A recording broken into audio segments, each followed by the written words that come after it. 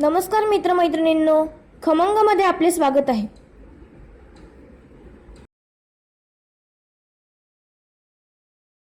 नमस्कार. आज आपण पाहणार आहोत होममेड अंडा करी कशी बनवायची. त्यासाठी साहित्य घेतलेले आहे. इथे मी 3 अंडी घेतलेली आहेत. तुम्हाला तुमच्या आवश्यकतेनुसार अंडी घ्यायची किती पाहिजे ते. हे 3 अंडी उकडलेले आहेत, साल काढून घेतलेले आहे. कांदा घेतलेला आहे, एक टोमॅटो घेतलेला आहे, कोथिंबीर, इथे थोडेसे आल्याचे तुकडे घेतलेले आहे, एक 8-10 लसणाच्या पाकळ्या घेतलेल्या आहेत, थोडेसे खिसलेले खोबरे घेतलेले आहे. तुम्ही तुमच्या आवश्यकतेनुसार कमी जास्त करू शकता. 1 चमचा खसखस घेतलेली आहे, 1 चमचा पांढरे तीळ घेतलेले आहे, 1 चमचा गरम मसाला, 1 चमचा धने जिरे पूड घेतलेले आहे, 1 चमचा लाल मिरची पावडर घेतलेली आहे, एक आवश्यकतेनुसार मीठ घेणार आहोत, चिमूटभर हळद घेणार आहोत, तेल घेणार आहोत. आता आपण बनवायला सुरुवात करू. इथं कढई गरम करायला ठेवलेली आहे. आपण तीळ आणि खसखस आणि सुके खोबरे, इथे मी सुके खोबरे घेतलेले आहे. तुम्हाला जर आवडत असेल ओले खोबरे तर ओले खोबरे घेतले तरी चालेल. आपण हे भाजून घेणार आहोत. इथे मी सुके खोबरे घेतलेले आहे. सुक्या खोबऱ्याने टेस्ट छान येते आणि वर तरी पण छान येते. काही जणांना तरी खायला आवडते. हे पहा, आता आपलं चांगलं भाजून झालेलं आहे खरपूस. आपण काढून घेऊया. आपण थोड्याशा तेलावर कांदा परतून घेऊया.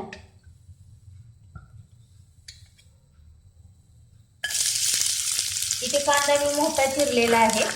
आपण तो वाटणारच आहोत. आपला कांदा भाजतोय तोपर्यंत आपण खोबरे, खसखस आणि तीळ मिक्सरवर थोडेसे बारीक करून घेऊया.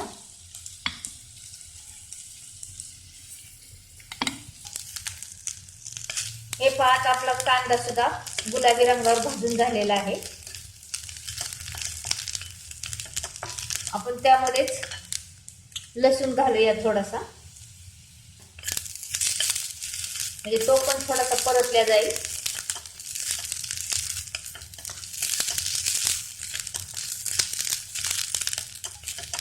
आता आपण गॅस बंद करून देऊया वाटण करेपर्यंत.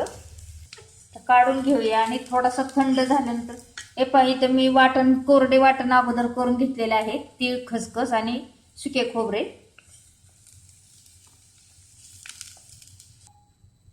आता आपण आले घेतलेले, 1 टोमॅटो,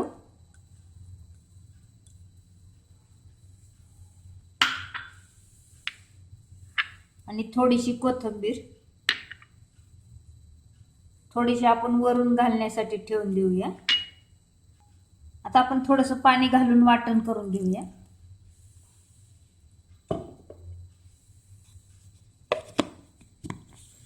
हे पहा, आता आपण मिक्सरवर पेस्ट करून घेतलेले आहे. आपण कढई गरम करायला ठेवूया आणि तेल घालून घेऊया. आपल्या आवश्यकतेनुसार आपण तेल वापरायचं. तुम्हाला कमी आवडत असेल तर कमी, जास्त आवडत असेल तर जास्त. साधारण इथे आपण थोडंसं अजून घालूया, म्हणजे छान त्याला टेस्ट पण येईल, तरी पण येईल. साधारण 2 मोठे चमचे तेल घातलेले आहे मी इथे. आता आपले तेल गरम झालेलं आहे. आपण अंडे सोडून थोडेसे तेलात भाजून घेऊया. जास्त पण भाजायचं नाही, मग त्याचं वरचं आवरण कठीण होतं.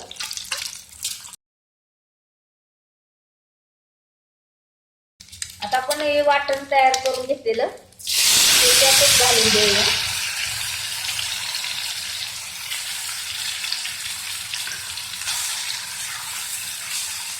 अंड्याचा मसाला चांगला परतून घ्यायचा तेल सुटेपर्यंत.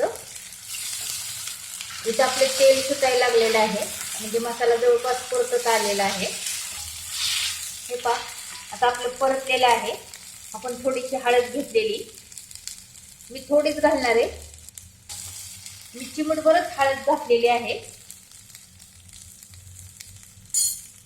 गरम मसाला मी घरी बनवलेला आहे हा गरम मसाला.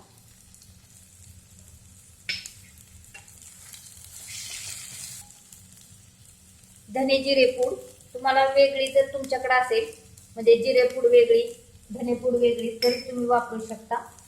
ही मिरची पावडर,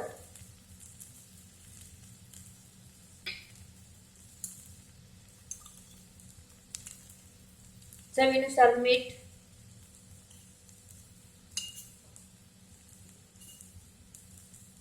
आणि आता आपण व्यवस्थित 1-2 मिनिटं मसाला परतून घेऊया। आता आपला मसाला चांगला भाजून झालेला आहे। तेल सुटेपर्यंत तेल सुटलेलं आहे। आपण थोडंसं पाणी घालून देऊया। तुम्ही तुमच्या आवश्यकतेनुसार पाणी घालायचं, कमी जास्त।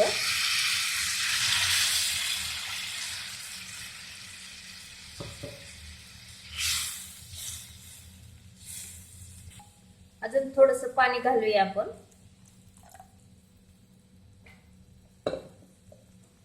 लो फ्लेमवर आपण 5 मिनिटं उकळून घेऊया, म्हणजे आपलं तेल पण वर येईल आणि आपली ग्रेव्ही त्यात शिजली जाईल पाण्यामध्ये। इथे 5 मिनिटं मी लो फ्लेमवर उकळून घेतलेलं आहे। आता आपल्या करीला तेल पण वर आलेलं आहे, तर आपण गॅस बंद करून देऊया आणि सर्व करून घेऊया। अगोदर आपण अंडी काढून घेऊया।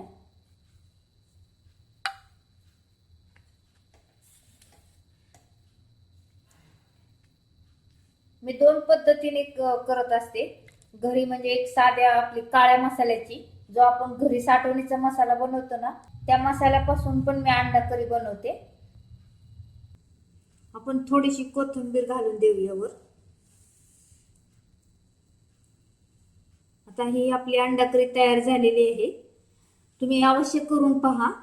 ही बर्थडे वीक स्पेशल अंडा करी रेसिपी तुम्हाला कशी वाटली ती मला कमेंट्सद्वारे कळवा। आणि जर ही रेसिपी तुम्हाला आवडली असेल तर लाईक करा, शेअर करा आणि माझ्या चॅनलला सबस्क्राईब करा। धन्यवाद।